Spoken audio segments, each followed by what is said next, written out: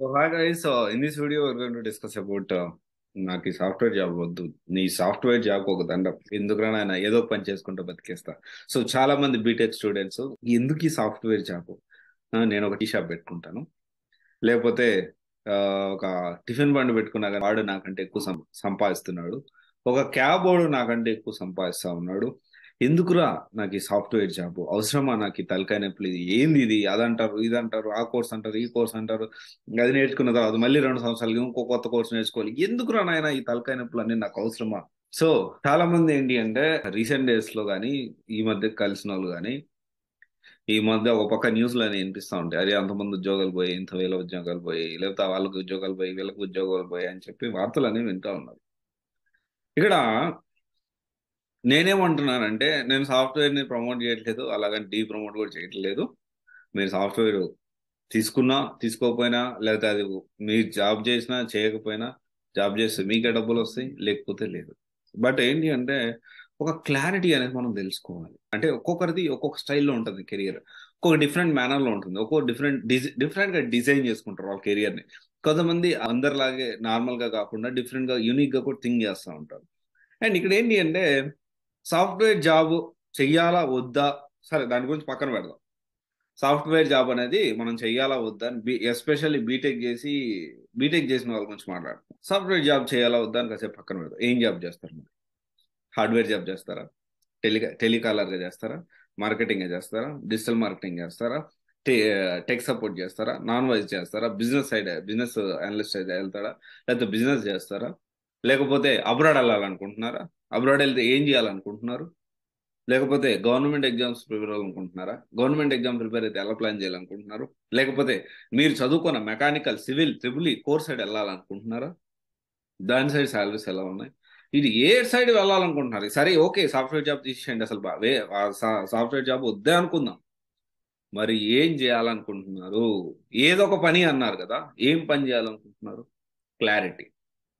ఏదో ఒక పని చేసుకుని బతికేస్తారు. ఏం పని చేస్తారు చెప్పండి? ఏం పని చేసి మీరు నెలకి నేను టీ షాప్ పెట్టుకుంటా అంటారు.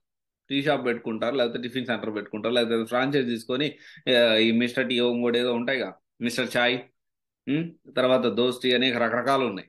ఉమ్, ఏదో ఒక ఫ్రాంచైజ్ తీసుకొని నేను టీ షాప్ పెట్టుకుంటా అంటారు. మనకి ఇక్కడ మేబీ బిజినెస్ లో మనకి ఎవరి ఇంట్రెస్ట్ వాళ్ళది, ఇక్కడ ఎవరు కమెంట్ చేయడానికి అయితే లేదు. సాఫ్ట్వేర్ జాబ్ ఉంటే పిల్లని సరైన పరిస్థితి కూడా లేదు ఇప్పుడు, వాస్తవం చెప్తున్నా. అది కూడా చెప్తున్నా. అంటే చాలా మంది పెళ్లి కోసం, కొంతమంది చాలా మంది ఎక్కువ మంది జాబులు చేస్తూ ఉంటారు. ఇక్కడ అంటే ఇప్పుడు నేను జాబ్ చేస్తే నాకు ఏదో ఒక, ఇప్పుడు ఎలా ఉందంటే బిజినెస్ అంటున్నారు, సరే ఏదో ఒక పని అంటున్నారు, అది ఏదో ఒక పనిలో బిజినెస్ ఉందా? బిజినెస్ ఉంటే ఏ బిజినెస్ చేయాలనుకుంటున్నారు? క్లారిటీ. ఏంటంటే చాలా ఈజీ అనమాట పక్కన వాళ్ళని డిమోటివేట్ చేయడం. అదేదో కష్టపడే వాళ్ళని వాళ్ళ దారిని వాళ్ళు ఏదో ఒక సాఫ్ట్వేర్ కోర్స్ నేర్చుకుంటున్నారు, ఇంకోటి ఏదో నేర్చుకుని వాళ్ళ కష్టం లేదు, ఎందుకు ఇంకోటి వస్తాడు, పెద్ద పహిల్వాన్ ఇంకోటి వస్తాడు, ఎందుకురా ఇది, ఏదో పని చేసుకుని బతకొచ్చు, ఎందుకు వేస్ట్ సాఫ్ట్వేర్. ఆ ఏదో ఒక పని ఏదో చెప్పొచ్చు కదా, వీడు చెప్పడు. ఎందుకంటే వీడికి తెలిస్తే కదా, వీనికి తెలిస్తే కదా పక్కన వానికి చెప్పడానికి. వీనికి తెలియదు. ఏదో ఒక జాబ్, ఏదో ఒక జాబ్ ఏదో ఒకటి చేసుకొని బతకచ్చు, అది పెద్ద విషయమా? బతకడం పెద్ద విషయమా? సొల్యూషన్ కూడా చెప్పాలి. నేను చెప్తున్నా కదా, బతకడం పెద్ద విషయం కాదు, మంచిగా లైఫ్ లో సెటిల్ అవ్వడం పెద్ద విషయం కాదు. కానీ ఏంటి అంటే మనం ఏ పని చేసినా కానీ దాంట్లో కన్సిస్టెన్సీ మన మీద ఫోకస్ చేయాలి మనం. మీరు ఇప్పుడు ఏదైతే టెలికాలర్ కానీ మార్కెటింగ్ కానీ ఏదైనా చూసుకున్నా, కోర్ సైడ్ చూసుకున్నా, ఏ సైడ్ చూసుకున్నా కానీ మనకి గ్రోత్ అనేది 40, 50, 70 వేల కంటే ఉండదు. ఇంకొంతమంది ఇంకొకరు వస్తారు, బిజినెస్ అనలిస్ట్ ఎట్లుంది అనుకుంటున్నారండి, ఒక్కొక్కటి 20, 25 లక్షలు ఉందండి, మీకు ఏం తెలుసు, ఏం తెలుసు అని మాట్లాడుతున్నారు మీరు? డేటా అనలిస్ట్ కి అసలు కోడింగ్ ఏమి ఉండదు, ఎంత రేంజ్ లో ఉంది అనుకుంటున్నారు? ఇంకొక విషయం, టీ షాపు మన గల్లీలో ఒకటి పెట్టాడు, 20 ఉంటాయి. వానికి మిస్టర్ చాయ్, మిస్టర్ టీ వాడికి కంపారిజన్ చేయకండి. వీళ్ళు ఎంతమంది ఉన్నారు? గల్లీకి 20, 30 మంది ఉన్నారు, వీళ్ళు ఉన్నారు, చిన్న చిన్న టీ షాప్ వాళ్ళు.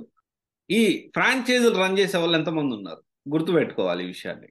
అంటే what I'm trying to say, ఏదో ఒక పని ఇప్పుడు మనం ఏదైతే మాట్లాడుకుంటున్నామో ఎక్కువ మంది ఉన్నారా లేదా ఇక్కడ ఇంపార్టెంట్.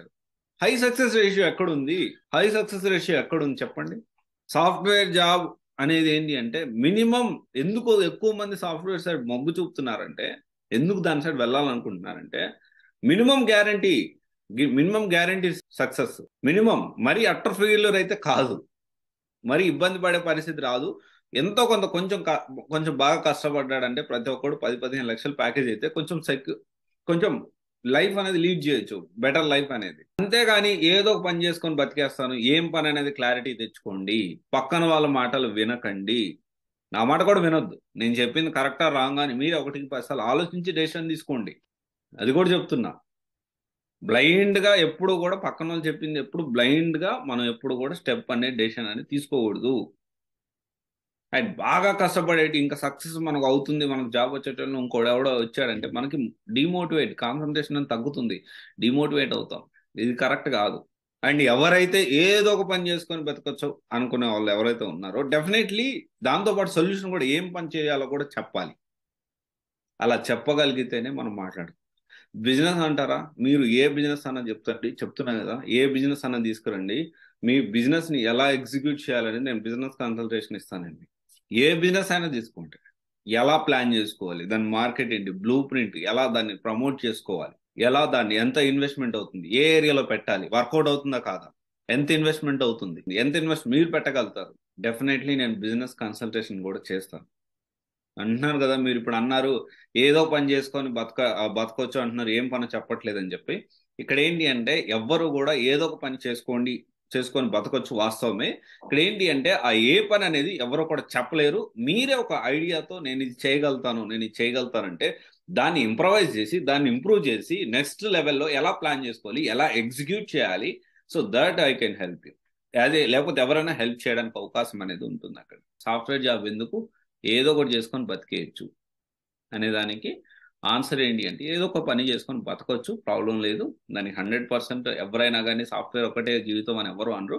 కానీ కొంత ఉన్న వాటిలో సెక్యూర్డ్ ఉంటుంది కాబట్టి మిడిల్ క్లాస్ వాళ్ళు ఎక్కువగా, middle class, lower middle class, so నాలాంటి వాళ్ళు, నేను కూడా lower middle class or middle class, నాలాంటి వాళ్ళు, మనలాంటి వాళ్ళు ఏంటి అంటే దాన్ని ప్లాన్ చేసుకుంటారు. ఇది ఒకసారి ఆలోచించండి. And definitely you can contact us for business consultation. ఎలా ప్లాన్ చేసుకోవాలి ఏంటి అనేది కూడా నేను ఐ విల్ హెల్ప్ యూ.